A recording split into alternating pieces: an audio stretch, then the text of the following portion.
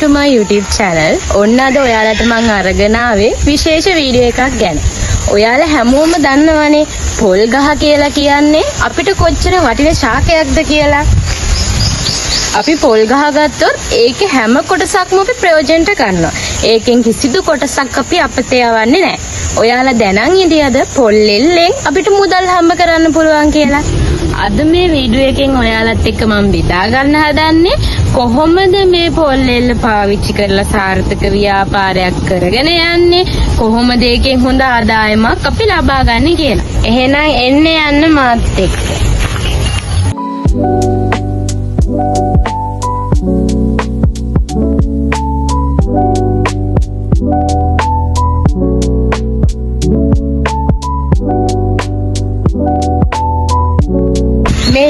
මේ ව්‍යාපාරයේ අයිතිකරු නුවන් මහතා. අපි මෙතුමාගෙන් අහලා බලමු කොහොමද මේ ව්‍යාපාරය සාර්ථක විදිහට කරගෙන යන්නේ, අපි කොහොමද අලුතෙන් මේ ව්‍යාපාරය පටන් ගන්නව නම් ඒක කොහොමද කරගෙන යන්නේ, කොහොමද මේකේ විශාල ලාභයක් ලබා ගන්න කියලා අද අපි මේ නුවන් මහතාගෙන් අහලා දැනගමු. පොල් එල්ල සමුද්‍ර විදිහට ගන්න. එතකොට කොහොමද මේ මහතා පොල් එල්ල හොයාගන්නේ මේ ව්‍යාපාරය?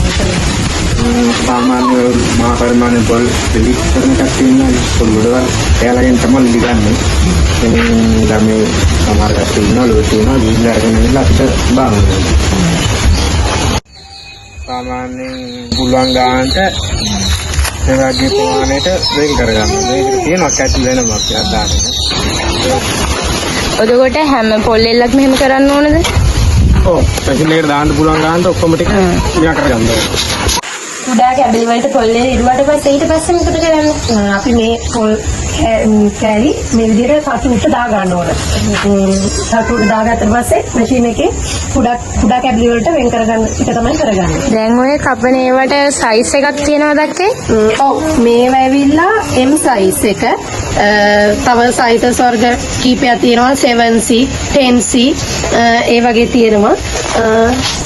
මෙතන මේ තියෙන්නේ 10C කියන එක. ඒක ටිකක් කුඩාවට තමයි කැපෙන්නේ.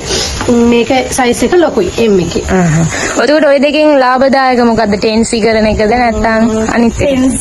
10C නෙමෙයි M එක. මේ ලොකු සයිස් කැපෙන එක තමයි ලේසි.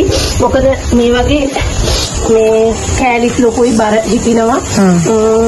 එහෙම තමයි. කොහොමද දැන් මේ මැෂින් එකේ නඩත්තු කටයුතු කරන්නේ? පුරකින් තමයි මැෂින් එක කැපෙන්නේ. ඒ තුන අපි මේ දල් අරගෙන හොඳට දාලා මුවහත් කරගන්න ඕන. නැත්නම් සාමාන්‍ය කෑලි මේ හොඳට කැපෙන්නේ නැහැ, කුඩු වෙනවා. ඒ තමයි මේක පොල්ලේ කුඩාවට කෑලි වලට කැපෙන තලය.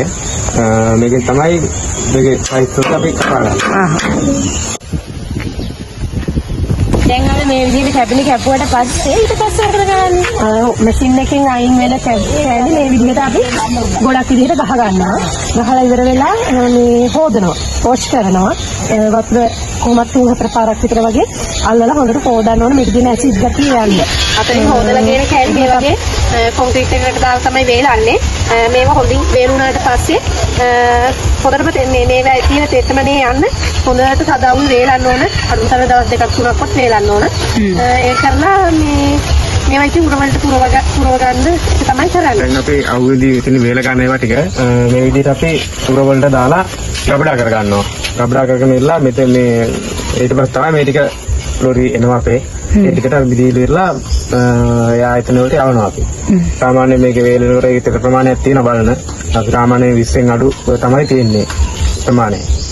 ඊට පස්සේ දැන් අපි මේකෙත් යවුවට පස්සේ මේ කිලෝ ගන්නට තමයි මේක මේ මිල තීරණය වෙන්නේ.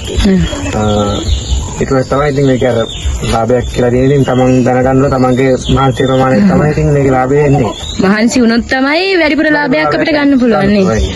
ඒක එකතු වෙලා අපිට මේ ව්‍යාපාරය ගැන සියලුම තොරතුරු කියලා දුන්න ඔබතුමාට මේටයි ගොඩක් ස්තුතියි. අපි ප්‍රාර්ථනා කරනවා තවත් වැඩියෙන් මේ ව්‍යාපාර සාර්ථක වෙන්න කියලා.